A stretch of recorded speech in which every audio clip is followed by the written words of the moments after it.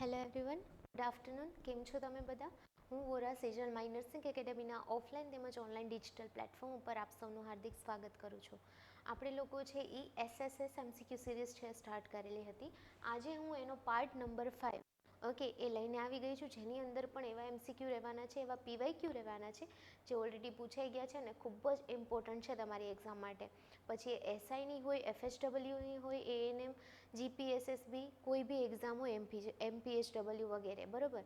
તો એના MCQ જો તમે MCQ સિરીઝ છે બરાબર એ ખાલી જોશો તો બી તમને છે, તમે પ્રીવિયસ યરના એક પેપર સોલ્વ કરશો તો તમને ઇઝી લાગશે. ઇવન તમારું હવે જો પેપર આવશે, કોઈ બી એક્ઝામ આવશે, એમાં પણ તમે છે એ પેપર છે એ કમ્પ્લીટલી છે સાચા બધા આન્સર ટીક કરી શકો છો અને તમે છે એ સરકારી નોકરી મેળવી શકો છો. તો આ બધી MCQ સિરીઝ ઓલરેડી છે એ 4 પાર્ટ અમે અપલોડ કરી દીધેલા છે. એ તમે ન જોયા હોય તો એકવાર એ જોઈ લો, યુટ્યુબની અંદર છે. અને પ્લસ છે હવે છે એ નેક્સ્ટ પછી બધા પાર્ટ છે એ રનિંગ રહેશે. સો હવે આપણે સ્ટાર્ટ કરીએ. So here the first MCQ. Wernicke's encephalopathy કયા વિટામિનની ઉણપના કારણે થાય છે? Option A vitamin B1 thiamine, option B vitamin B3 niacin, option C vitamin B12 और option D vitamin B6. A, B, C और D. Which one is the right answer? શું આવશે આની અંદર વિચારો જોઈએ. ભાઈ વિટામિન B1 આવશે કે વિટામિન B3 આવશે કે પછી વિટામિન B12 કે B6? જલ્દી કમેન્ટ કરો જોઈએ. શું આવશે આની અંદર આન્સર? કેની એમ લખ્યું છે વર્નિક્સ એન્સેફેલોપેથી કયા વિટામિનની ઉણપથી થાય છે? તો કયા વિટામિનની ઉણપથી થાય છે ભાઈ વર્નિક્સ એન્સેફેલોપેથી? વિટામિન B1 થાયામીનની ઉણપથી થાય છે. હવે તમે લોકો કન્ફ્યુઝ હશો, મેડમ આ ના આવે કઈ રીતે આવે મેડમ? તો ચલો જોઈએ આપણે. જુઓ, દારૂનું વધુ પડતું સેવન કરનાર વ્યક્તિઓની અંદર થાયામીનનું શોષણ છે એ ઘટી જાય છે. શું થઈ જાય છે? થાયામીનનું શોષણ છે એ ઘટી જાય છે. અને આ રોગમાં દર્દીને છે એ યાદશક્તિ છે એ વહી જાય છે, ચાલવામાં છે એ અસ્થિરતા આવે છે, મતલબ કે એટેક્સિયા છે એ જોવા મળે છે, બરોબર. અહીંયા તમને એક ટર્મ પણ આવી ગઈ એટેક્સિયા. પછી છે એ આંખોની સામાન્ય છે એ હિલચાલ છે એના જેવા લક્ષણો છે એ જોવા મળે છે, બરોબર. મતલબ કે આઈની મૂવમેન્ટ છે એ પણ એવી છે, અલગ છે એ જોવા મળે છે. ક્લિયર? આ છે એ B1ની ઉણપ મગજ ઉપર અસર કરે છે. કેના ઉપર અસર કરે છે કીધું? મગજ ઉપર. જેને આપણે શું કહીએ છીએ? વર્નિક્સ એન્સેફેલોપેથી. ક્લિયર?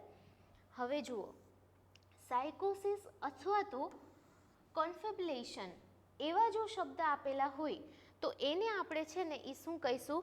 તો કોર્સકોફ સિન્ડ્રોમ કહેવામાં આવે છે. શું કહેવામાં આવે છે?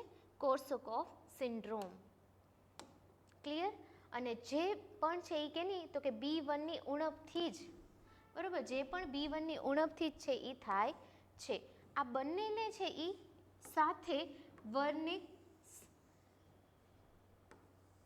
કોર્સેકોફ સિન્ડ્રોમ કહેવામાં આવે છે. ક્લિયર? ઇઝી કે ભાઈ દારૂનું વધુ પડતું સેવન કરનાર વ્યક્તિ છે એની અંદર થાયામીનનું શોષણ છે અને જેના લીધે યાદશક્તિ જવી, ચાલવામાં અસ્થિરતા, એટેક્સિયા જોવા મળે, આંખોની સામાન્ય હિલચાલ, આ બધું છે એ મગજ ઉપર અસર કરે છે B1ની ઉણપ, બરોબર. અને જેના લીધે છે એ વર્નિક્સ છે એન્સેફેલોપેથી જોવા મળે છે. બીજું જોઈએ તો B12 જે સાયનોકોબેલેમાઇન આપણે કહીએ છીએ, બરોબર. તો તેની અંદર છે એ કોબાલ્ટ નામની ધાતુ હોય છે. કઈ નામની? કોબાલ્ટ નામની ધાતુ રહેલી હોય છે અને તેથી તેના નામની અંદર છે એ કોબેલેમાઇન આવે છે. સાયનોકોબેલેમાઇન આપણે એવું બોલીએ, બરોબર. કેમ? તો કે એની અંદર શું રહેલું છે? તો કે કોબાલ્ટ નામની જે ધાતુ છે એ એની અંદર રહેલી હોય છે. તેની ઉણપથી છે એ પર્નિશિયસ એનિમિયા જોવા મળે છે. My dear student, note down કરી લેજો. ઇફ તમારા MCQની અંદર તમારે B12 પૂછાઈ જાય કે B12ની ઉણપથી શું જોવા મળે છે તો તમને ખબર હોવી જોઈએ કે તેની ઉણપથી છે એ પર્નિશિયસ એનિમિયા જોવા મળે છે. તેના શોષણ માટે જઠરમાં ઉત્પન્ન થતા ઇન્ટ્રિન્સિક ફેક્ટરની જરૂર પડે છે. કેની? તો કે જઠરની અંદર જે ઉત્પન્ન થાય છે, શું ઉત્પન્ન થાય છે? તો કે ઇન્ટ્રિન્સિક ફેક્ટર, એની નીડ પડે છે. હવે જો આપણે વિટામિન B6ની વાત કરીએ, પાયરિડોક્સિમાઇન, બરાબર. તો આ વિટામિન ત્યારે મહત્વનું બને છે જ્યારે દર્દી છે એને ટીબીની દવા લેતો હોય. ખાસ કરીને યાદ રાખજો, B6 આવે પાયરિડોક્સિમાઇન ત્યારે તમને છે એ ટીબી યાદ આવી જવું જોઈએ. તો ટીબીની દવા જે પેશન્ટ લે છે, આઇસોનિયાઝાઇડ લેતો હોય, તો એ આઈએનએચ દવા લેવાથી શરીરની અંદર છે B6ની ઉણપ જોવા મળે છે, બરોબર. જે પર્સન ટીબીની દવા લે છે એવા પેશન્ટની અંદર, અને જેનાથી શું તો કે પેરીફેરલ ન્યુરોપથી, બરોબર, દેટ ઇઝ હાથ પગની અંદર ઝણઝણાટી, બરોબર, એમ કે ખાલી ચડવી સમથિંગ, બરોબર. તો એ કેના લીધે B6ના લીધે ભાઈ થાય છે, અને એને રોકવા માટે ટીબીના દર્દીને છે B6ની ગોળીઓ આપવામાં આવે છે, બરોબર. થી જ તે આપણે પેશન્ટને છે એ B6ની ટેબ્લેટ છે એ આપીએ છીએ. ક્લિયર થયું ભાઈ? તો આ હતું B12 B6. હવે નેક્સ્ટ છે પેલેગ્રા, વિટામિન B3, બરોબર. એને આપણે શું કહીએ છીએ? નિયાસિન કહીએ છીએ. અને નિયાસિનની ઉણપથી છે શું જોવા મળે છે? પેલેગ્રા જોવા મળે છે. ક્લિયર? તો એની ઉણપથી જે થાય છે, અને તેમાં માનસિક લક્ષણો છે એ જોવા મળે છે, જેમ કે ડિમેન્શિયા. ડિમેન્શિયા તમને ખબર છે? કમેન્ટમાં મને જણાવવું જોઈએ વોટ ઇઝ ડિમેન્શિયા, બરાબર. તો આની અંદર છે વિટામિન B3, જેને આપણે નિયાસિન કહીશું.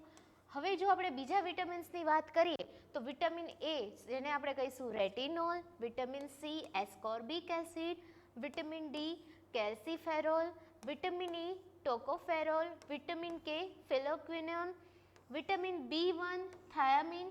જોજો, વિટામિન B1 છે એને આપણે થાયામીન કહીશું, vitamin B2 riboflavin, vitamin B3 niacin, vitamin B5 નામ ઉપરથી પેન્ટોથેનિક એસિડ, વિટામિન B6 પેન્ટોથેનિક પછી આવે પાયરિડોક્સિમાઇન, PP યાદ રહી જશે, વિટામિન B7 બાયોટીન, બરાબર. અને vitamin B9 folic acid and vitamin B12 સાયનોકોબેલેમાઇન, જે આપણા ક્વેશ્ચનમાં હતું. ક્લિયર? તો ટોટલ છે આ વિટામિન છે એના નામ પણ તમારે સાથે સાથે યાદ રાખી લેવાના છે. Vitamin A retinol, vitamin C ascorbic acid, vitamin D calciferol, vitamin E tocopherol, vitamin K phylloquinone, vitamin B1 thiamine, B2 riboflavin, vitamin B3 niacin, B5 pantothenic acid, B6 pyridoxamine, B7 biotin, B9 folic acid and B12 that is cyanocobalamin. Clear? આ પણ યાદ રાખી લેજો. હવે આપણે next MCQ તરફ વધીએ.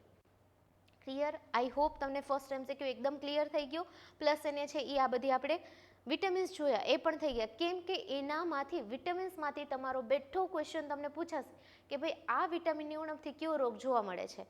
તો સાવ જો ઇઝી ક્વેશ્ચન એવો પૂછાતો હોય તો તમારે વિટામિન્સ તો કરી લેવા જોઈએ, બરાબર. મેં તમને છે એ અહીંયા છે એ શોર્ટલી તમને સમજાવી દીધું. હવે ઇન ડિટેલ બધા વિટામિન્સ તમારે જોઈ લેવાના. તે જે તમારે જોવા હોય ઇન ડિટેલ તો તમે છે એ અમારી એપ ડાઉનલોડ કરો, તેમાંથી કોર્સ છે ANMFHWનો બાય કરો, એની અંદર બધી જ થિયરી તમને મળી જશે. હવે આપણે સેકન્ડ ક્વેશ્ચન જોઈએ કે એક સગર્ભા માતાને પ્રસૂતિ પછી અચાનક અતિશય છે એ રક્તસ્રાવ છે એ શરૂ થાય છે.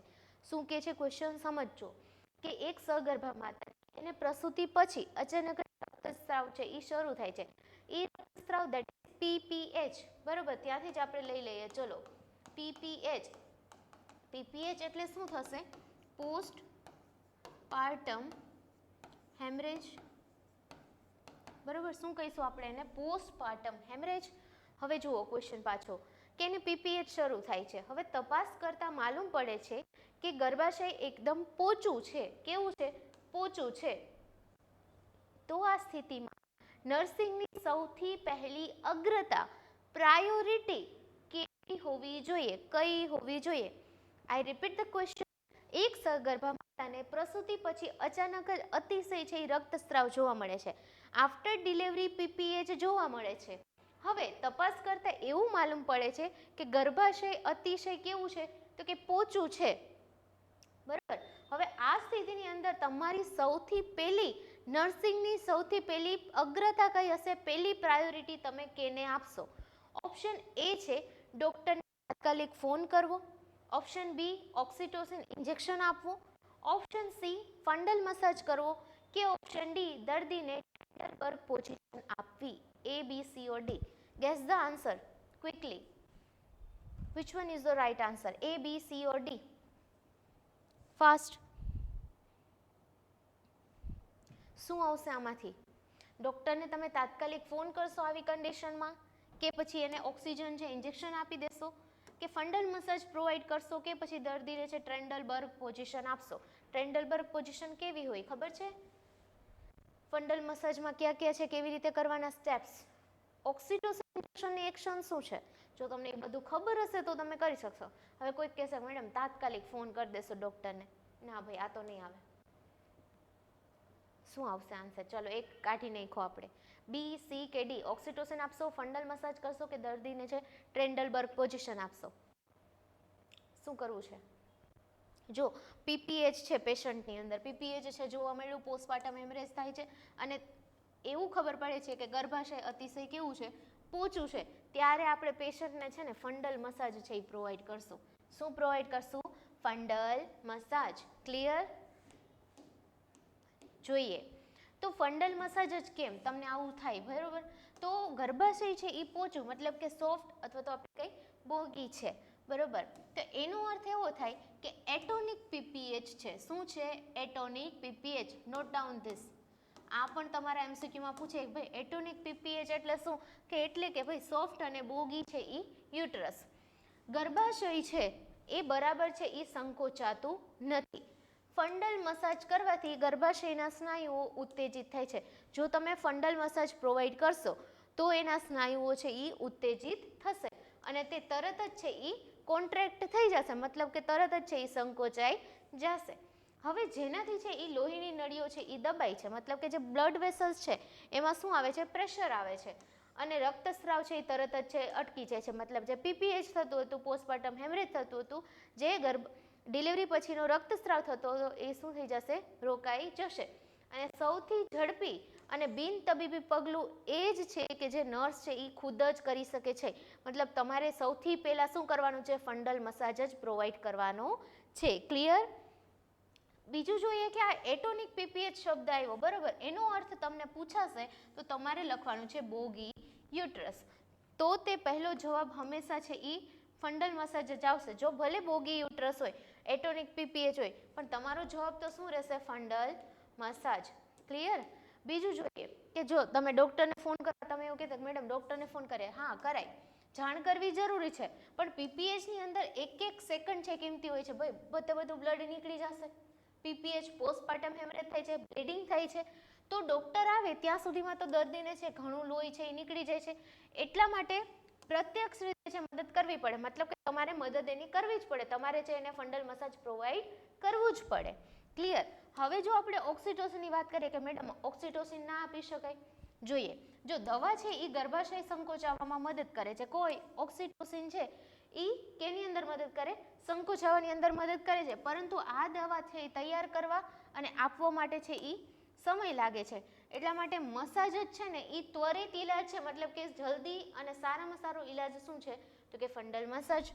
હવે જો તમે ટ્રેન્ડલબર્ગ પોઝિશનની વાત કરો કે ટ્રેન્ડલબર્ગ પોઝિશન, તો આ પોઝિશન છે ને એ શોકના દર્દી એના માટે વપરાય છે, પરંતુ તે રક્તસ્રાવ અટકાવતી નથી. એનાથી છે કાંઈ રક્તસ્રાવ છે અટકી જશે એવું કાંઈ છે નહીં. મુખ્ય સમસ્યા તો શું હતી કે ભાઈ ગર્ભાશયનું સંકોચન, બરોબર? તો આ પોઝિશનથી કાંઈ ફેર પડતો નથી. ક્લિયર થયો? Clear MCQ. વધ્યા આગળ. Next question. જો કોઈ નવજાત શિશુને જન્મના 24 કલાક પછી કમળો થાય છે અને તેની હથેળી તથા પગના તળિયા પીળા દેખાય છે, તો ક્રામર્સ રૂલ્સ મુજબ બિલીરુબિનનું અંદાજિત સ્તર કેટલું હોઈ શકે? Clear? I repeat the question. જો કોઈ નવજાત શિશુને જન્મના કેટલા? તો કે 24 કલાક પછી શું જોવા મળે છે? કમળો, મતલબ કે જોન્ડિસ, બરોબર? શું જોવા મળે છે? જોન્ડિસ જોવા મળે છે. તો તેની હથેળી અને પગના તળિયા છે એ કેવા થઈ જાય છે? પીળા પડી જાય છે. હવે જે આ ક્રામર્સ રૂલ છે એના મુજબ, એક રૂલ હતો ક્રામર્સનો, તે રૂલ મુજબ બિલીરુબિન છે એનું લેવલ છે એ અંદાજિત સ્તર કેટલું હશે? બિલીરુબિનનું લેવલ કેટલું હશે? કેટલું આવશે? ઓપ્શન એ 5 થી 8 mg પર DL, ઓપ્શન બી 8 થી 10 mg પર DL, ઓપ્શન સી 10 થી 12 mg પર DL, કે ઓપ્શન ડી 15 mg પર DL વધુ. A, B, C કે D? Comment your answer. શું આવશે આની અંદર? નવજાત શિશુના જન્મના 24 કલાક પછી જો એને જોન્ડિસ થાય છે અને હથેળી અને પગના તળિયા છે એ પીળા પડી જાય છે, બરોબર, તો આ જે ક્રામર મુજબ છે બિલિરુબિનનું લેવલ કેટલું હોવું છે? A, B, C કે D? કેટલું હશે?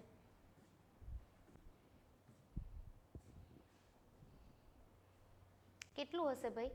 તમને ખબર છે કે જો એવું થાય તો બિલિરુબિનનું લેવલ છે ને એ 15 mg/dl થી વધુ હોય, બરોબર. ક્યારેક ઓપ્શનમાં છે તમને ઓછું પણ આપેલું હશે તો કન્ફ્યુઝ ન થતા.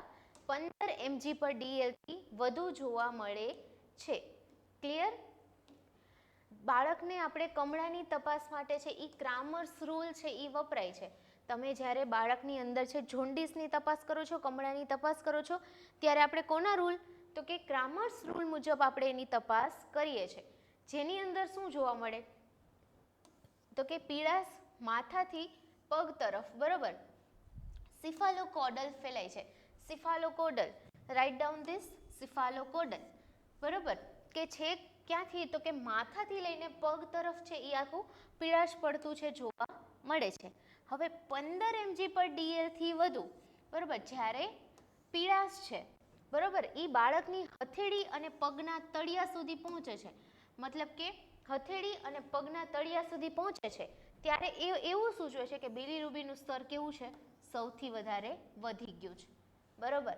અને આ સ્થિતિ છે એ ગંભીર ગણાય છે. મતલબ કે જો બિલિરુબિનનું લેવલ છે એ વધુ હોય તો આ સ્થિતિને આપણે કેવી સ્થિતિ કહીશું?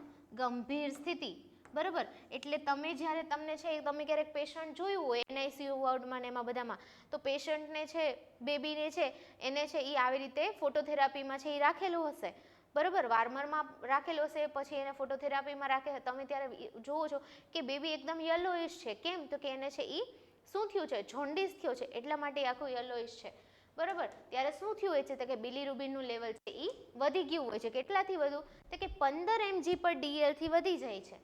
હવે આ સ્થિતિને આપણે શું કહીશું? તો કે ગંભીર સ્થિતિ. અને એટલા જ માટે બાળકને છે એ ત્યારે છે એ તાત્કાલિક સારવારની જરૂર પડે છે. ક્લિયર? બરોબર. 15 mg/dl થી વધુ. હવે 5 થી 8 mg/dl, તો કે આ સ્તરે તો છે ને પીળાશ માત્ર બાળકના ચહેરા અને ગળા સુધી જ સીમિત હોય છે, બરોબર. આપણે આખી વાત કરી હતી તો બોડીમાં આખામાં આવે તો 15 mg પરથી વધુ, પણ જો 5 થી 8 હોય તો કેટલું? તો કે પીળાશ છે એ ક્યાં સુધી આવી હોય? તો કે ચહેરા અને ગળા સુધી જ છે એ આવેલી હોય છે. તો આપણે એ આન્સર ટીક કરી શકીએ નહીં. હવે બીજો હતો, બી ઓપ્શન હતો કે ભાઈ 8 થી 10 mg/dl, તો ત્યારે પીળાશ છે ને ખાલી છાતી અને પેટના ભાગ ઉપર, બરોબર, ત્યાં, એટલે કે અપર ટ્રંક સુધી પહોંચેલી હોય છે, બરોબર, અપર ટ્રંક સુધી હોય છે, છાતી અને પેટના ભાગ સુધી. નેક્સ્ટ ત્રીજો ઓપ્શન હતો 10 થી 12 mg, બરોબર, તો એ પીળાશ છે એ સાથળ અને ઘૂંટણ સુધી, એટલે કે લોઅર ટ્રંક સુધી પહોંચી હોય છે. તો ત્યારે એ પણ આપણે આન્સર છે ટીક કરી શકીએ નહીં, બરોબર. તો 5 થી 8 હોય તો એ છે એ બાળકના ચહેરા અને ગળા સુધી, 8 થી 10 તો એ ક્યાં? છાતી અને પેટના ઉપરના ભાગ સુધી, 10 થી 12 તો એ સાથળ અને ઘૂંટણ સુધી, લોઅર ટ્રંક સુધી, અપર ટ્રંક સુધી ને લોઅર ટ્રંક સુધી, બરોબર. આપણે કીધું કે હેડ થી લઈને નીચે આવે છે પગના તળિયા સુધી, બરોબર. તો તમને એવી રીતે યાદ રહી જશે કે છે બાળકના ચહેરા અને ગળા સુધી, પછી આવે અપર ટ્રંક એટલે કે છાતી અને પેટના ઉપરના ભાગ સુધી, અને લાસ્ટમાં શું આવશે? સાથળ અને ઘૂંટણ એટલે લોઅર ટ્રંક. ક્લિયર થયું? નેક્સ્ટ ક્વેશ્ચન જોઈએ. માનવ શરીરમાં માસ્ટર ઓફ માસ્ટર ગ્લેન્ડ તરીકે કઈ ગ્રંથિ ઓળખાય છે? આઈ રિપીટ ધ ક્વેશ્ચન, શાંતિથી સાંભળજો કે માસ્ટર ઓફ માસ્ટર ગ્લેન્ડ તરીકે માનવ શરીરની અંદર કઈ ગ્રંથિ છે એ ઓળખાય છે? માસ્ટર ગ્લેન્ડ નથી કીધું, હું તમને એકવાર છે કહી દઉં છું. હવે ક્વેશ્ચન તરફ જઈએ. ઓપ્શન એ પિટ્યુટરી ગ્રંથિ, ઓપ્શન બી થાઇરોઇડ ગ્રંથિ, option C hypothalamus, option D adrenaline ગ્રંથિ. A, B, C કે D? ત્રીજી વાર કહી દઉં છું કે ભાઈ આની અંદર માસ્ટર ઓફ માસ્ટર ગ્લેન્ડ છે, ઓનલી માસ્ટર ગ્લેન્ડ નથી. હવે આન્સર કયો મને? પિટ્યુટરી, થાઇરોઇડ, હાઇપોથેલેમસ કે પછી એડ્રિનાલિન? શું આવશે?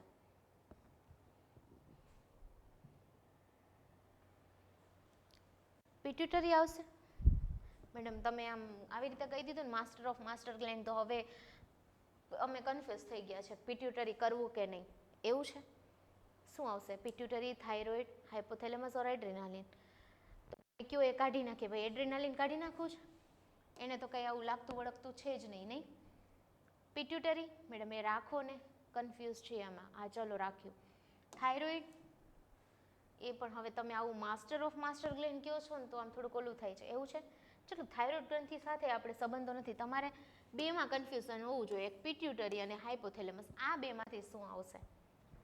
માનવ શરીરની અંદર માસ્ટર ઓફ માસ્ટર ગ્લેન્ડ તરીકે કઈ ગ્રંથિ ઓળખાય છે? મેડમ હવે તમે આ બંને કાઢી નાખ્યા, તો આને તો અમે શું કહેતા હતા? માસ્ટર ગ્લેન્ડ કહેતા હતા. તો આન્સર છે ને આ હોવો જોઈએ. હા તમે સાચા છો. આન્સર શું આવશે આની અંદર? C, hypothalamus. ક્લિયર? જોઈએ આપણે હાઇપોથેલેમસ. તો હાઇપોથેલેમસ જ કેમ? તો તમે બધા છે એ જો મેં કીધું એમ જ કે પિટ્યુટરી તમે લખીને 100% આવો, ભૂલ કરીને આવો જ. હવે જુઓ, પિટ્યુટરી ગ્રંથિને આપણે છે માસ્ટર ગ્લેન્ડ કહીએ છીએ. તમે જ કીધું ને કે માસ્ટર ગ્લેન્ડ અમે કહીએ મેડમ. હા, પિટ્યુટરી ગ્લેન્ડને આપણે માસ્ટર ગ્લેન્ડ તરીકે ઓળખીએ છીએ કારણ કે તે અન્ય ગ્રંથિઓનું શું કરે છે? નિયંત્રણ કરે છે. બાકી બધી ગ્રંથિઓનું નિયંત્રણ કરવામાં ભાગ ભજવતી ગ્રંથિ એટલે પિટ્યુટરી ગ્રંથિ. અને પિટ્યુટરી ગ્રંથિ પણ જે ગ્રંથિને આદેશ આપે છે એટલે કે એને કંટ્રોલ કરે છે તે કોઈ તો કે હાઇપોથેલેમસ. તેથી જ તેને માસ્ટર ઓફ માસ્ટર ગ્લેન્ડ કહેવામાં આવે છે. એથી જ આપણે હાઇપોથેલેમસને શું કહીએ છીએ? Master of master gland. Master of master gland. Clear? અને બીજું પણ એક એનું નામ છે સુપર માસ્ટર ગ્લેન્ડ. બરોબર? તમને એક્ઝામની અંદર આ બંને પણ પૂછાઈ શકે છે, આઈએમપી છે.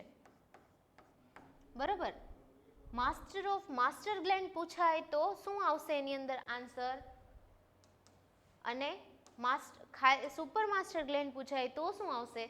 તો બંને પૂછાય ત્યારે હાઇપોથેલેમસ જ આન્સર ટીક કરીને આવવાનો છે. બસ ખાલી જો એવું આપેલું હોય કે માસ્ટર ગ્લેન્ડ તો જ તમારે છે એ શું લખવાનું છે? પિટ્યુટરી. ક્લિયર થયું હવે? Yes or no? ગ્રેટ.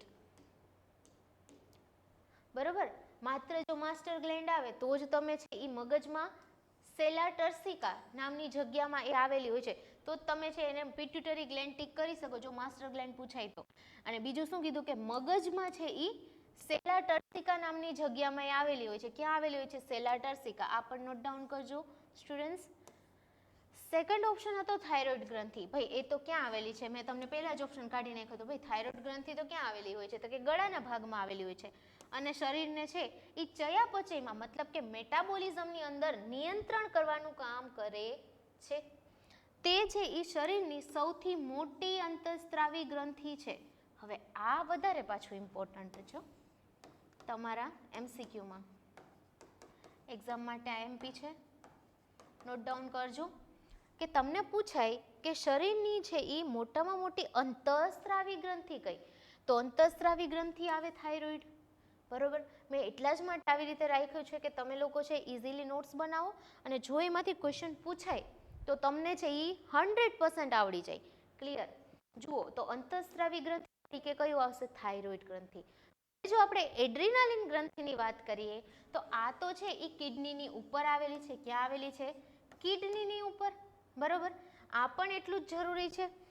એ છે જેને સુપ્રાડ્રેનલ ગ્લેન્ડ પણ કહેવામાં આવે છે. સુપ્રાડ્રેનલ ગ્લેન્ડ પણ કહેવામાં આવે છે. કોને? એડ્રીનાલિન ગ્રંથિને. નોટ ડાઉન કરજો, પૂછાઈ શકે છે. મેં એટલા જ માટે મેં કહું છું ને કે એવી રીતે લીધું છે કે તમને આમાંથી ક્વેશ્ચન આવશે. બરોબર? કે આનું નામ શું છે, બીજું નામ શું છે, આ છે ક્યાં આવેલી છે, બરોબર, કોના શું કાર્ય કરે છે, એ તમને યુઝફુલ થશે. તો આપણે એને સુપ્રાડ્રેનલ ગ્લેન્ડ પણ કહેવામાં આવે છે. તે કટોકટીના સમયે છે એ લડો અથવા ભાગો, ફાઇટ ઓર ફ્લાઇટ. બરોબર? ફાઇટ ઓર ફ્લાઇટ એના હોર્મોન ઉત્પન્ન કરે છે. શું ઉત્પન્ન કરે છે? હોર્મોન ઉત્પન્ન કરે છે. કઈ ગ્રંથિ? એડ્રેનાલિન ગ્રંથિ. ફાઇટ ઓર ફ્લાઇટ. બરોબર? મતલબ કે લડો અથવા તો ભાગો. ક્લિયર? તો એને શું કહેવામાં આવે છે? સુપ્રાડ્રેનલ ગ્લેન્ડ. બરોબર, સમજાઈ ગઈ પિટ્યુટરી, થાઇરોઇડ અને એડ્રેનાલિન. બરોબર, અને મેઇન આપણે કઈ જોઈ હતી, આ રહી આપણી હાઇપોથેલેમસ. બરોબર, ઓનલી જો આવે કે ભાઈ માસ્ટર ગ્લેન્ડ કઈ છે તો તમારે શું ટીક કરીને આવવાનું છે, પિટ્યુટરી ગ્લેન્ડ. પણ માસ્ટર ઓફ માસ્ટર ગ્લેન્ડ જ્યારે આવે તો તમારે હાઇપોથેલેમસ જ છે, સોરી હા હાઇપોથેલેમસ જ છે એ તમારે ટીક કરવાનું છે. ભૂલ ના થાય, યાદ રાખજો. ક્લિયર? નેક્સ્ટ ક્વેશ્ચન જોઈએ આપણે. સ્તનપાન દરમિયાન માતાના દૂધનો કયો ટાઈપ બાળકની તરસ छिपाવવા માટે જવાબદાર છે અને તે ક્યારે આવે છે? ઓકે, ક્વેશ્ચન છે કે જ્યારે સ્તનપાન કરાવે છે માતા ત્યારે એમાં કયો દૂધનો એવો ટાઈપ છે, મિલ્ક ટાઈપ આવશે ને, તમે ભણી ગયા હશો તો ટાઈપ્સ ઓફ મિલ્કની અંદર કયો એવો ટાઈપ છે કે જે તરસ છુપાવવા માટે જરૂરી છે અને એનું ના ઈ છે એ ક્યારે આવે છે? બરોબર, હવે આમાં એમ કીધું તરસ છુપાવવા માટે, મતલબ એવું કે એની અંદર છે પાણી વધારે હશે, પાણીની માત્રા વધુ હશે તો તરસ છુપાઈ શકે છે. હા, એવું જ છે. કયો એવો છે ઈ છે ટાઈપ? ફર્સ્ટ ઓપ્શન છે કોલેસ્ટ્રોમ, જે જન્મના તરત પછી આવે. ઓપ્શન બી હાઇન્ડ મિલ્ક, શરૂઆતમાં આવે. ઓપ્શન સી ફોર મિલ્ક, સ્તનપાનની શરૂઆતમાં આવે. ઓપ્શન ડી ટ્રાન્ઝિશનલ મિલ્ક, જન્મના 3 દિવસ પછી આવે. એ બી સી કે ડી, શું આન્સર આવશે? Comment your answer. A B C or D, guess તો કરો ભાઈ, શું આવશે?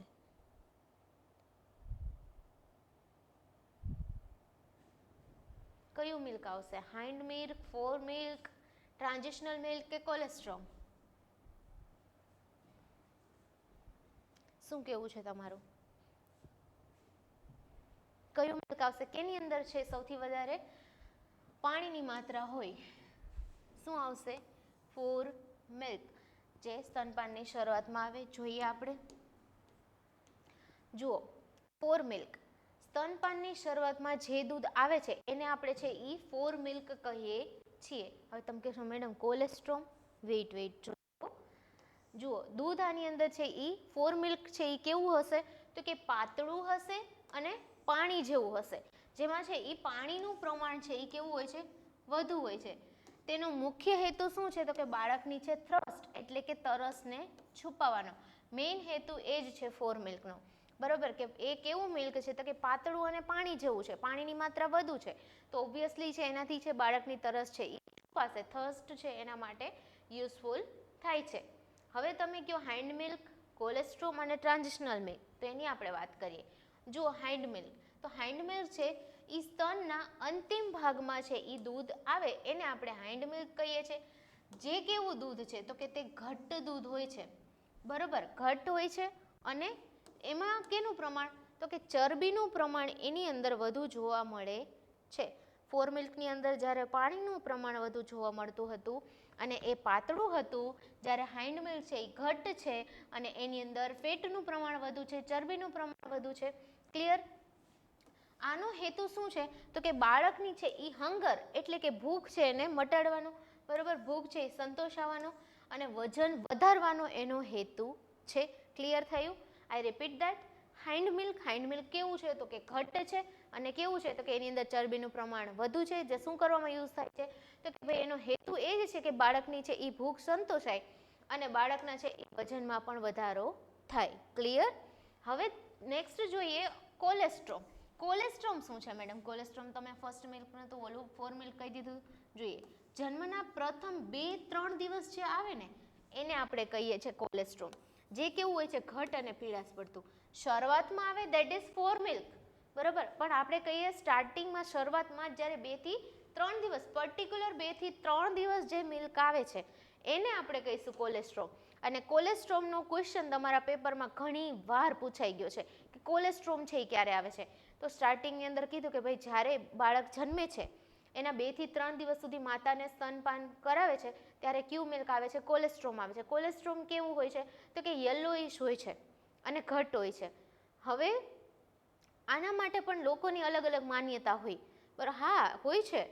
તમે જોયું હશે યા તો તમે હોસ્પિટલમાં ક્યારેક ગયા હશો ત્યારે તમે જોયું હશે, જો યલો મિલ્ક આવતું હોય ને તો ઘણા છે ને એ ઘરડાઓ ના પાડે, ના ના ના આ મિલ્ક ના પીવડાવાય, આ દૂધ છે એ સારું નથી, આ દૂધ છે એ બગડી ગયેલું કહેવાય, આ દૂધ એવું જરૂરી નથી, બાળક બીમાર પડશે, પીવડાવવાનું ના હોય, 2-3 દિવસ પછી બધું મિલ્ક નીકળી જાય ને, બધું દૂધ નીકળી જાય પછી છે દૂધ પીવડાવવાનું, આ તો ગંધારું મિલ્ક છે, સારું નથી, આવું તમે સાંભળ્યું હશે, બરોબર. બટ એ બિલકુલ ખોટી વસ્તુ છે, બિલકુલ ખોટી વસ્તુ. હવે કોલેસ્ટ્રોમ છે ને એ બાળક માટે અત્યંત મહત્વનું છે, અત્યંત એટલે અત્યંત મહત્વનું છે. અને ખાસ કરીને હજુ એક નોટ ડાઉન કરી લેજો, કોલેસ્ટ્રોમને છે ને આપણે પહેલી રસી ગણી શકાય. શું ગણાય એને? પહેલી રસી. તમને આવો ક્વેશ્ચન પૂછાણો હતો કે પહેલી રસી તરીકે બાળકમાં છે એ શું આપે છે, મતલબ કે શું હોય છે પહેલી રસી તરીકે, શું ગણાય છે? તો કોલેસ્ટ્રોમ, બરાબર છે નહીં રસી, પણ કોલેસ્ટ્રોમને એટલા માટે એવું કીધું કે કોલેસ્ટ્રોમ કેવું છે, યલોઇશ છે, એની અંદર ઓલ ઓફ ન્યુટ્રિશન્સ છે, જેટલા બાળકને જરૂરી છે એ બધા ન્યુટ્રિયન્ટ્સ છે એની અંદર આવેલા છે, બધું ન્યુટ્રિશન બાળકને એની અંદરથી મળી જશે, બરાબર. કેમ કે શરૂઆતમાં બાળકની ઇમ્યુનિટી કેવી હશે? ઇમ્યુનિટી કેવી હશે?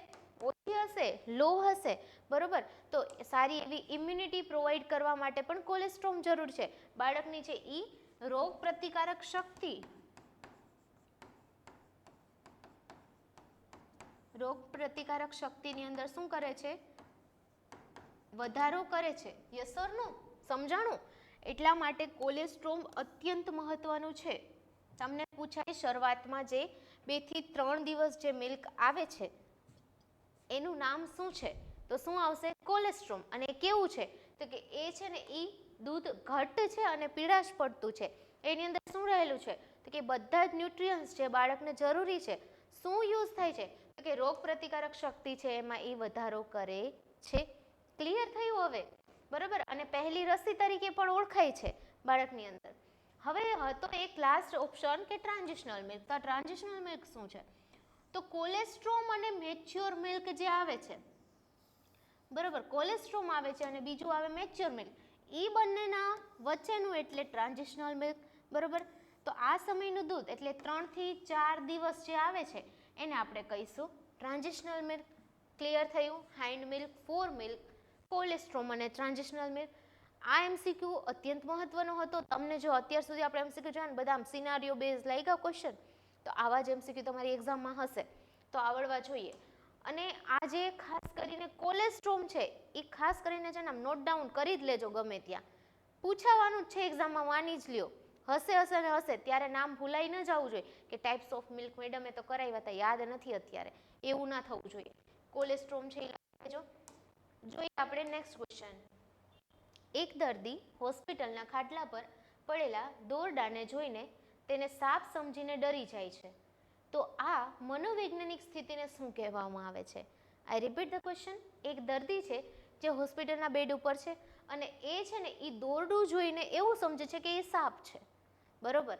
તો હવે એવી સ્થિતિ, એવી જે મનોવૈજ્ઞાનિક સ્થિતિ છે કે જે દોરડું જોઈને એને સાપ સમજીને ડરી જાય છે, તો એવી સ્થિતિને આપણે શું કહીશું? ઓપ્શન એ ભ્રમ, that is hallucination. Option B illusion, option C delusion કે option D obsession. which one is the right answer? A કે ડી? ભ્રમ આવશે, hallucination, delusion, illusion કે obsession? શું આવશે?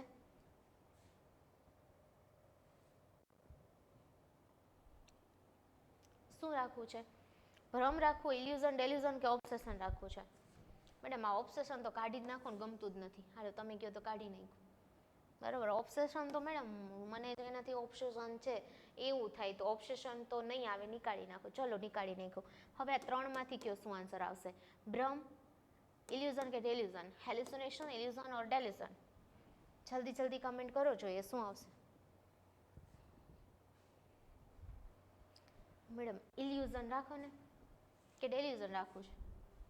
તમે કયો એ રાખીએ. ચલો, એવું કીધું કે ભાઈ દોરડું છે એને જોઈને ઈ સાપ સમજે છે અને પછી ડરી જાય છે, તો એને શું કહેવાય? ઇલ્યુઝન, બરોબર. કે મને છે એવું દેખાય છે કે ભાઈ અહીંયા છે ને કંઈક ચમકે છે, આ સિક્કો પડ્યો છે, બરોબર, પણ ત્યાં જઈને જોઉં છું તો એ તો છે બીજું છે અને મને જોઈને બીક લાગે છે કે આ શું છે, બરોબર. તો એ મતલબ કે દોરડું જોઈને હું તો છે દોરડું પણ મને લાગે સાપ છે, બરોબર, અને હું ડરી જાઉં છું, તો એને કહેવાય ઇલ્યુઝન. ક્લિયર? કે અહીં છે ને સામે તો દોરડું જ છે, હાજર શું છે તો કે દોરડું છે, બરોબર, મતલબ કે એક્સટર્નલ સ્ટિમ્યુલાઈ, પરંતુ મગજ તેને શું છે ખોટી રીતે ઓળખે છે, માઇન્ડ એને છે ને એ ખોટી રીતે ઓળખે છે, સામે તો દોરડું રાખેલું છે પણ મગજ એને શું કહે છે કે ના ના દોરડું નથી, આ તો સાપ છે, તો આખું બોડી છે ધ્રુજશે, બીક લાગશે, ડરી જશે, બરોબર, તો દોરડાને બદલે એને સાપ સમજે છે. એટલે કે જ્યારે કોઈ વસ્તુ, નોટ ડાઉન કરજો, જ્યારે કોઈ વસ્તુ હાજર હોય અને તેને ખોટી રીતે છે એ સમજવી, એને આપણે કહીશું ઇલ્યુઝન, બરોબર, એને આપણે શું કહીશું ઇલ્યુઝન. ક્યારેક એવું કહે ને કે તને તો ભાઈ ઇલ્યુઝન થાય છે, એવું કંઈ છે નહીં, ઇલ્યુઝન થાય છે, અહીંયા કાંઈ નથી, બરોબર, એમ કે ભાઈ અહીંયા તો મને કંઈક લાગ્યું, પડછાયો તો છે, ભૂત આવ્યું છે, બટ એ ભૂત નહોતું, એ છે ને કેનો છે પડછાયો પડતો હતો એમણામ, બરોબર, કંઈક એવી વસ્તુ રાખી હતી એનો પડછાયો તો, ભૂત નહોતો, માણસ નહોતું, બરોબર, તો એને કંઈ છે નહીં, ત્યાં વસ્તુ રાખેલી છે એ દેખાય છે ને એને લાગે ત્યાં ભૂત છે, તો એને આપણે કહીશું ઇલ્યુઝન. તમે આવું બધું સાંભળેલું જોશે, તો એને કહેશે ઇલ્યુઝન, કે કોઈ વસ્તુ જ્યારે હાજર છે ત્યાં વસ્તુ ઈ છે પણ એને જોઈને એવું લાગે. હવે એક મસ્ત એક્ઝામ્પલ લઈએ, રાતનો સમય છે, તમે જે રોડેથી પસાર થાવ છો અને ત્યાં બાજુમાં એક ખેતર છે, ખેતરની અંદર ચાડિયો ઊભો છે, શું ઊભો છે ચાડિયો, ચાડિયો ખબર ને, હવે ચાડિયાને જોઈને એવો તમને ભ્રમ થાય છે કે ત્યાં કોઈ ભૂત છે, ક્લિયર. તો હવે એ તમને હતો તો હાજર શું હતું, હાજર તો છે ને ચાડિયો જ છે ને ત્યાં હાજર, પણ તમને શું દેખાયું ભૂત, અને એના લીધે તમે ડરી ગયા, બરોબર, એના લીધે તમે ડરી ગયા, તો તમને તો જે ખોટી વસ્તુ જ દેખાડી ને, મતલબ જે વસ્તુ હાજર છે ને તમારું માઇન્ડ તમને બીજું વિચાર આવે છે કે ના ના એ કાંઈ નથી, એ ભૂત જ છે, તું એવો વિચાર અને ભાગ, બરોબર, તો તમને ઇલ્યુઝન થાય છે. હવે આ એક્ઝામ્પલથી યાદ રહી જશે તમને શું થશે ઇલ્યુઝન, ગ્રેટ. ચલો, તો આ ઇલ્યુઝન હતું. હવે આપણે જોઈએ કે હેલ્યુસિનેશન એટલે શું. જુઓ, હેલ્યુસિનેશન તો અહીંયા સામે કોઈ પણ વસ્તુ હાજર હોતી નથી, છતાં દર્દીને કંઈક દેખાય છે કે સંભળાય છે. દાખલા તરીકે કોઈ નથી છતાં અવાજ સાંભળવો, અને છે એ ખોટો અનુભવ પણ કહેવાય. હેલ્યુસિનેશન એટલે શું, ઇલ્યુઝન મેં એવું કીધું કે સામે ચાડિયો હતો અને મને એવું લાગ્યું કે ભૂત છે, સામે છે એ દોરડું હતું અને મને લાગ્યું કે ત્યાં શું છે તો કે સાપ છે અને હું ડરી ગઈ, તો એને આપણે ઇલ્યુઝન કીધું. હવે હેલ્યુસિનેશન છે એનાથી થોડુંક અલગ છે, એમ કે સામે કોઈ પણ વસ્તુ હાજર હોતી નથી, બરાબર, સામે કોઈ પણ વસ્તુ હાજર હોતી નથી છતાં દર્દીને દેખાય છે અથવા તો સંભળાય છે. હવે આનું એક બેસ્ટ એક્ઝામ્પલ લઈએ તો તમે જે રૂમમાં એકલા છો, વરસાદ આવે છે, બારે કાંઈ છે નહીં, વરસાદ આવે છે ઓનલી, અને જસ્ટ તમે રૂમમાં એકલા બેસા છો સોફા ઉપર, ટીવી ચાલી રહ્યું છે અને તમને રસોડામાંથી કંઈક અવાજ આવે છે, કાંઈ છે નહીં, કોઈ વ્યક્તિ નથી, કાંઈ અવાજ કોઈ કરતું નથી, છતાં તમને રસોડામાંથી અવાજ આવે છે અને તમે ડરી જાઓ છો, મતલબ કે કાંઈ હોતું નથી, કાંઈ દેખાતું કે કાંઈ સંભળાતું નથી, બરોબર, અને તમે છે એમણામ ડરી જાઓ છો, તો એને આપણે કહીશું હેલ્યુસિનેશન, મતલબ કે ભ્રમ. એને કે તારો ભ્રમ છે, હવે ભાઈ એવું કાંઈ છે જ નહીં, ત્યાં કોઈ ઊભું નથી કે નથી તો કોઈનો અવાજ આવતો, સાંભળેલું છે આવું, તો એને જ આપણે કહીશું હેલ્યુસિનેશન, એને જ આપણે કહીશું ભ્રમ, ક્લિયર. અને બીજું શું કહીશું, આને ખોટો અનુભવ. હવે જુઓ ડેલ્યુઝન શું છે, તો આ એક એવી ખોટી માન્યતા છે, એટલે કે false fixed belief. False fixed belief કેવી બિલીફ છે કે દર્દીને એમ લાગે છે કે લોકો તેને મારી નાખશે અથવા તો તે કોઈ મોટો છે એ રાજા છે, તો આવા પુરાવા તેની વિરુદ્ધ હોય છે. આની અંદર શું કીધું ભાઈ, ડેલ્યુઝન એટલે એમ નથી કહેતા તું ભાઈ તારા ડેલુલુમાં જ રહે, તું હજી ડેલુલુમાં જ છે, અત્યારે તો ટ્રેન્ડિંગ વર્ડ છે, તમે બહુ આવું બધું બોલતા, તો ડેલુલુમાં છે, બરોબર.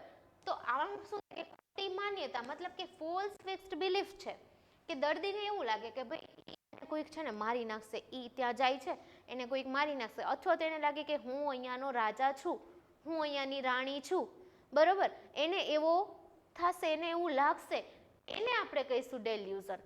એને એમ કહીશું કે આ એના ડેલ્યુલુમાં જ જીવે. તમે નથી ક્યારેક સાંભળ્યું તમારા ફ્રેન્ડ તમને એમ કહી દે કે તું તારા ડેલ્યુલુમાં જ જીવ હો, મતલબ તમને થાય કે ના ના આજે મેડમ છે ને કાંઈ નોટ્સ ચેક કરવાના નથી, આજે કાંઈ ટેસ્ટ વેસ્ટ છે નહીં, મેડમે કીધું હતું કે ટેસ્ટ છે, છતાં પણ એ એવું માનીને બેસે છે કોઈ ટેસ્ટ છે નહીં, કોઈએ કાંઈ કીધું નથી, બધું હું જ રાજા છું, બરોબર, મેડમ કાંઈ પૂછવાના નથી, તો પછી તમારું ફ્રેન્ડ તમને કહેશે તું ભાઈ ડેલ્યુલુમાં જ રહે, યસ ઓર નો. હવે સમજાણું, તો એને આપણે કહીશું ડેલ્યુઝન, ક્લિયર. થર્ડ વન છે, પણ ડેલુલું લખીને ના આવતા. ઓકે, લખવાનું તો શું છે, ડેલ્યુઝન જ લખવાનું છે, બરોબર. ડેલુલું નહીં આવે, એ તો ખાલી તમને એક્ઝામ્પલ આપવા મેં સમજાવ્યું. નેક્સ્ટ છે ઓબ્સેશન. ઓબ્સેશન શું છે, તો કે મનમાં એકને એક છે એ વિચારો વારંવાર આવવા, જે દર્દી છે એ રોકી શકતું નથી. ઓબ્સેશન એને કહેવાય કે હવે ઘણાને ઘણું ઓબ્સેશન હોય, ઘણા પેશન્ટને ઘણું ઓબ્સેશન થઈ જાય કે એની કોઈ પર્ટિક્યુલર વસ્તુ છે, પર્ટિક્યુલર થિંગ છે, એ એની પાસે ને પાસે એને રાખવી ગમે છે, ત્યાંથી કોઈ જો દૂર લે તો એને ગમતું નથી, એને એનાથી ઓબ્સેશન થઈ જાય છે કે મનમાં એકાએક એને વિચાર આવે કે નહીં મારું જ છે, એ હું જ કરીશ, એ હું જ કરવાનો છું, આમ જ છે તેમ જ છે, બધા માઇન્ડમાં એને એવા વિચારો છે એ ફરતા હોય છે, તો એને આપણે કહીશું ઓબ્સેશન. તો આઈ હોપ તમને આ ચારે ચાર વર્ડ ક્લિયર થયા, બરોબર. કે ઇલ્યુઝન એટલે, હેલ્યુસિનેશન એટલે શું, ડેલ્યુઝન એટલે શું, અને ઓબ્સેશન એટલે શું. Clear? Move on to next question. Okay, હજુ એક આ વસ્તુ છે નાની એવી, સરસ જોઈ લઈએ. જુઓ, સિમ્પલ મેં અહીં કહી દીધું છે, હવે નોટ્સમાં એવું લખવું હોય તો લખી દેજો કે વસ્તુ હાજર છે અને ખોટું સમજ્યા હોય તો એને કહીશું ઇલ્યુઝન, બરોબર. વસ્તુ હાજર નથી અને છતાં અનુભવ થયો તો એને આપણે કહીશું હેલ્યુસિનેશન. ક્લિયર? વિચારો ખોટા છે અને મક્કમ માન્યતા છે તો એને આપણે કહીશું delusion. Clear? Illusion, hallucination and delusion. વસ્તુ હાજર છે પણ ખોટું સમજ્યા, દોરડું હતું અને સાપ સમજ્યા તો ઇલ્યુઝન. વસ્તુ હાજર નથી અને છતાં અનુભવ થયો તો હેલ્યુસિનેશન. અને ખોટા વિચારો અને મક્કમ માન્યતા, આઈ એમ સમથિંગ, એવું છે તો એને કહેવાશે delusion. Clear? Great. Move on to next question. હૃદયના કયા વાલ્વને માઇટ્રલ વાલ્વ તરીકે પણ ઓળખવામાં આવે છે અને તેનું ચોક્કસ સ્થાન ક્યાં છે? ઓપ્શન એ ટ્રાઇકસ્પિડ વાલ્વ, જમણા કર્ણક અને જમણા ક્ષેપક વચ્ચે. ઓપ્શન બી પલ્મોનરી વાલ્વ, જમણા ક્ષેપક અને પલ્મોનરી આર્ટરી વચ્ચે. ઓપ્શન સી બાયકસ્પિડ વાલ્વ, ડાબા કર્ણક અને ડાબા ક્ષેપક વચ્ચે. કે ઓપ્શન ડી એઓર્ટિક વાલ્વ, ડાબા ક્ષેપક અને એઓર્ટા વચ્ચે. એ બી સી કે ડી, શું આવશે આની અંદર આન્સર? ક્વેશ્ચન એવો છે કે હૃદયના કયા વાલ્વને આપણે માઇટ્રલ વાલ્વ તરીકે પણ ઓળખવામાં આવે છે અને તેનું ચોક્કસ સ્થાન છે એ ક્યાં છે? શું આવશે આની અંદર આન્સર? વિચારો જોઈએ. ટ્રાઇકસ્પિડ વાલ્વ, પલ્મોનરી વાલ્વ, બાયકસ્પિડ વાલ્વ કે પછી એઓર્ટિક વાલ્વ, ક્યાં આવશે? કે આ વાલ્વને આપણે માઇટ્રલ વાલ્વ તરીકે પણ ઓળખીએ છીએ. આવું તો આવડવું જોઈએ, બહુ ઇઝી છે. કયા વાલ્વ તરીકે ઓળખીએ છીએ? ઓકે, એને આપણે છે ને બાયકસ્પિડ વાલ્વ તરીકે પણ ઓળખીએ છીએ. કયા વાલ્વ તરીકે ઓળખીએ છીએ? બાયકસ્પિડ વાલ્વ, જે ક્યાં આવેલો હોય? ડાબા કર્ણક અને ડાબા ક્ષેપક વચ્ચે આવેલો હોય. હવે જુઓ, હું તમને અહીંયા જ એક વસ્તુ છે ફિગર સમજાવું છું.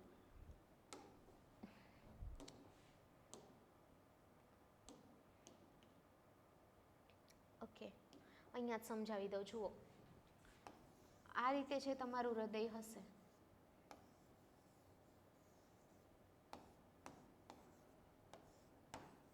ભાઈ, હૃદયની સાઇઝ કેટલી હોય છે ખબર છે? કમેન્ટમાં મને જણાવો જોઈએ હૃદયની સાઇઝ કેટલી હોય છે.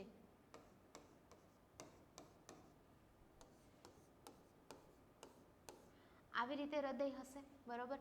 હવે તમને ખબર છે કે આને શું કહેવાય? જુઓ, ઉપરની સાઈડ છે એ શું છે? સુપિરિયર વેના કહેવા, સુપિરિયર વેના કહેવા. નીચેની સાઈડ શું છે? ઇન્ફિરિયર વેના કહેવા. નામ ઉપરથી સુપિરિયર એટલે કે ઉપરનું, ઇન્ફિરિયર એટલે નીચેનું. તો સુપિરિયર વેના કહેવા, ઇન્ફિરિયર વેના કહેવા. હવે આપણા ક્વેશ્ચનમાં છે કે કયા વાલ્વ છે એને આપણે માઇટ્રલ વાલ્વ તરીકે ઓળખીએ છીએ, તો શું કીધું? બાયકસ્પિડ વાલ્વ છે એને. તો એ ક્યાં આવેલું છે? ડાબા કર્ણક અને ડાબા ક્ષેપક વચ્ચે. ડાબા કર્ણક અને ડાબા ક્ષેપક વચ્ચે, બરોબર. હવે આને આપણે જો ડાબી બાજુ કહીએ, આ સાઈડ, અને આ સાઈડ જો જમણી બાજુ હોય, બરોબર. હવે ટોટલ કેટલા પાર્ટ આવશે? જુઓ, એક આ પાર્ટ આવશે, એક આ પાર્ટ આવશે. ક્લિયર? બીજો છે ઈ આ અને એક આ, બરોબર. તો હવે આટલાને આપણે શું કહીશું? તો આ બધા તો જમણા તો થઈ જ જશે. જમણું જમણું, ડાબું ડાબું. હવે ક્ષેપક અને કર્ણક મતલબ શું થાય? શું કહેવાશે? ક્યાં ક્ષેપક છે, ક્યાં કર્ણક છે? ભાઈ સુપિરિયર વેના કેવા, ઇન્ફિરિયર વેના કેવા હોય, આર્ટરી આવેલી હોય, એઓર્ટા આવેલી હોય, ઉપર છે એ એઓર્ટા છે, અહીંયા પણ આવી રીતે આવેલા હશે. તો શું કહીશું આપણે? તો હવે અહીંયા તમને આ બે પાર્ટ દેખાય છે, તો એક ડાબું કર્ણક, એક ડાબું ક્ષેપક, જમણું ક્ષેપક, જમણું કર્ણક, જમણું કર્ણક. ક્લિયર? ક્ષેપક અને કર્ણક, ક્ષેપક અને કર્ણક, ડાબું ક્ષેપક, ડાબું કર્ણક, જમણું ક્ષેપક, જમણું કર્ણક. ક્લિયર? તો આ હતી હાર્ટની ફિગર. આ તમને આવડવું જ જોઈએ, જોઈ લેજો જરાક. આની અંદર આન્સર આવશે બાયકસ્પિડ વાલ્વ. હવે એને બાયકસ્પિડ કેમ કીધો છે જુઓ, કેમ કે આ એક ખાસ કરીને સમજવા જેવું છે. જોજો હું સમજાવું તમને. આની અંદર છે ને અહીંયા વાલ્વ આવેલો હોય ને, જે આપણે ડાબા કર્ણક અને ડાબા ક્ષેપક વચ્ચે કીધું, તો આ ડાબા ક્ષેપક અને ડાબા કર્ણક વચ્ચે, અને અહીંયા પણ આવી રીતે વાલ્વ આવેલો હોય છે. તો આ જે વાલ્વ છે ને એ આવી રીતે ડબલ લેયર ટાઈપ આવેલો હોય, ટ્રિપલ લેયર ટાઈપ આવેલો હોય, એટલે આપણે એને કહીએ બાયકસ્પિડ વાલ્વ અને ટ્રાયકસ્પિડ વાલ્વ. સાંભળેલું છે ને? બરોબર, આ એ જ છે. તો અહીંયા છે એ બાયકસ્પિડ વાલ્વ આવેલો હોય છે. કયો વાલ્વ આવેલો હોય છે? બાયકસ્પિડ વાલ્વ. અને જેને આપણે શું કહીએ છીએ? માઇટ્રલ વાલ્વ પણ કહીએ છીએ. શું કહીએ છીએ? માઇટ્રલ વાલ્વ. બરોબર, અને માઇટ્રલ વાલ્વ તરીકે ઓળખાય છે. જ્યારે આની અંદર છે આમ ત્રણ, તમને જુઓ મેં ત્રણ લીટા કર્યા છે. બરોબર, તો એને આપણે કહીશું ટ્રાયક્લસ્પિડ વાલ્વ. બરોબર, ટ્રાય એટલે ત્રણ, તો એને આપણે કહીશું ટ્રાયકસ્પિડ વાલ્વ. ક્લિયર? જોઈએ, ફરીથી આપણે એકવાર જોઈ લઈએ. જુઓ, બાયકસ્પિડ વાલ્વ. તો બાયકસ્પિડ વાલ્વ ડાબા કર્ણક અને ડાબા ક્ષેપક વચ્ચે છે આવેલા બે પડદા. બરોબર, ત્યાં મેં તમને ફિગરમાં કીધું હતું કે અહીંયા આમ બે પડદા હતા, જ્યારે અહીંયા ત્રણ પડદા હતા. તો બે પડદા એટલે કે કપ્સ છે આવેલા હોવાથી તેને બાયકસ્પિડ કહેવાય છે, અને એટલા જ માટે આપણે એને માઇટ્રલ વાલ્વ પણ કહીએ છીએ. સમજ આવ્યું? ગ્રેટ. ચલો બીજું જોઈએ, ટ્રાયકસ્પિડ વાલ્વ. હવે ટ્રાયકસ્પિડ વાલ્વ છે એ ક્યાં? તો કે જમણી બાજુ આવેલો હોય છે. તેને ત્રણ પડદા હોય છે. બરોબર, આ સાઈડ બે પડદા હતા, આ સાઈડ ત્રણ પડદા હતા. આવી જ રીતે યાદ રાખી લેજો, અહીંયા બે પડદા છે, અહીંયા ત્રણ પડદા છે. હવે તમે કે મેડમ અમને બહુ ભૂલાઈ જાય છે, આ ડાબી બાજુ ના જમણી બાજુ ટ્રાયકસ્પિડ, બાયકસ્પિડ કે બાયકસ્પિડ કે ટ્રાયકસ્પિડ કઈ રીતે યાદ રાખવું? જુઓ, આપણે ડાબી બાજુ કયો કીધો હતો? બાયકસ્પિડ વાલ્વ. અને જમણી બાજુ કયો કીધો હતો? ટ્રાયકસ્પિડ વાલ્વ. એને કઈ રીતે યાદ રાખશો? તો જમણી બાજુ, આ જમણી બાજુ કીધી હતી ને આ ડાબી બાજુ કીધી હતી. બરોબર, આપણે કીધું કે ભાઈ ટ્રાયકસ્પિડ વાલ્વ છે એ ક્યાં આવેલો છે? જમણી બાજુ. મતલબ અહીંયા ટ્રાયકસ્પિડ છે અને અહીંયા બાયકસ્પિડ છે. બરોબર, કઈ બાજુ? ડાબી બાજુ. અને આ કઈ બાજુ? જમણી બાજુ. કઈ રીતે યાદ રાખશો? ભાઈ જમણી બાજુ આપણા માટે મેઇન હેન્ડ શું છે? મેઇન તો આપણે જમણી બાજુ જ કહીએ. મતલબ કે એનો ભાર વધારે હોવો જોઈએ કે નહીં? મતલબ કે ઊંચું હોવું જોઈએ કે નહીં? તો દેટ્સ વાય જે વધારે છે ટ્રાયકસ્પિડ વાલ્વ, ત્રણ પડદા આવેલા હોય છે. ત્રણ વાલ્વ નહીં, ત્રણ પડદા. તો એ છે જમણી બાજુ જ હશે, જ્યારે ઓલા છે એ કેટલા? તો કે બે પડદા છે, તે ડાબી બાજુ હશે.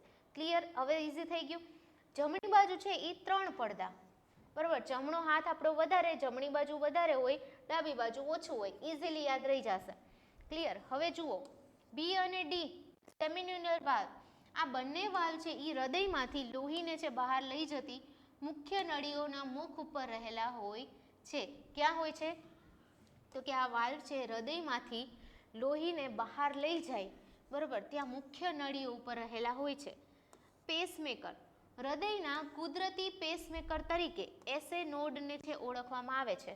બરોબર, હૃદયના કુદરતી પેસમેકર તરીકે એસએ નોડ, નોટ ડાઉન કરજો, જરૂરી છે, ઓળખવામાં આવે છે. અને આનું સ્થાન ક્યાં છે?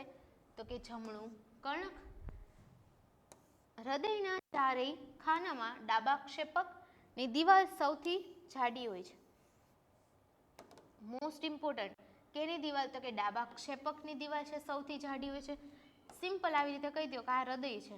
બરોબર, આ ડાબી બાજુ, જમણી બાજુ, ડાબી બાજુ, જમણી બાજુ, ક્ષેપક કર્ણક, ક્ષેપક કર્ણક. બરોબર, તેમાં જે ડાબું ક્ષેપક છે, મતલબ કે આ પાર્ટ છે, બરોબર, એ લેફ્ટ વેન્ટ્રિકલ, એની દિવાલ કેવી? તો કે સૌથી જાડી હોય છે, કારણ કે તેને છે આખા શરીરમાં લોહીને છે એ પંપ કરવાનું હોય છે. પલ્મોનરી આર્ટરી એટલે આપણે એને કહીએ ફુફુસ ધમની, બરાબર. તો તે છે એ શરીરની એકમાત્ર ધમની છે જે અશુદ્ધ એટલે કે ડીઓક્સિજનેટેડ લોહીનું વહન કરે છે. કેવા લોહીનું? ડીઓક્સિજનેટેડ બ્લડનું વહન કરે છે. કોણ? તો કે પલ્મોનરી આર્ટરી. ક્લિયર? બે વસ્તુ ખાસ કરીને યાદ રાખજો, જે ડાબુ ક્ષેપક છે એની દિવાલ સૌથી જાડી હોય છે અને પલ્મોનરી આર્ટરી છે એ કેવું? અશુદ્ધ લોહી, બરાબર, ડીઓક્સિજનેટેડ બ્લડ છે એનું વહન કરે છે. ક્લિયર થયું? ગુડ. તો અહીંયા આપણો છે આ પાર્ટ છે એ કમ્પ્લીટ થાય છે. આઈ હોપ આજના લેક્ચરમાં જેટલા બી MCQ થયા તમને ક્લિયરલી છે એ સમજાઈ ગયા, સાથે એની થિયરી પણ મેં તમને શોર્ટમાં સમજાવી, તો એ પણ તમને છે એ આવડી ગઈ હશે. નેક્સ્ટ ટાઈમ એક્ઝામમાં આવે તો તમે ઇઝીલી તમારા MCQ છે એને સોલ્વ કરી શકો. તો ફરી પાછા મળીએ આપણે ન્યૂ ટોપિક સાથે, ન્યૂ છે MCQ સિરીઝ સાથે. ત્યાં સુધી થેન્ક યુ સો મચ.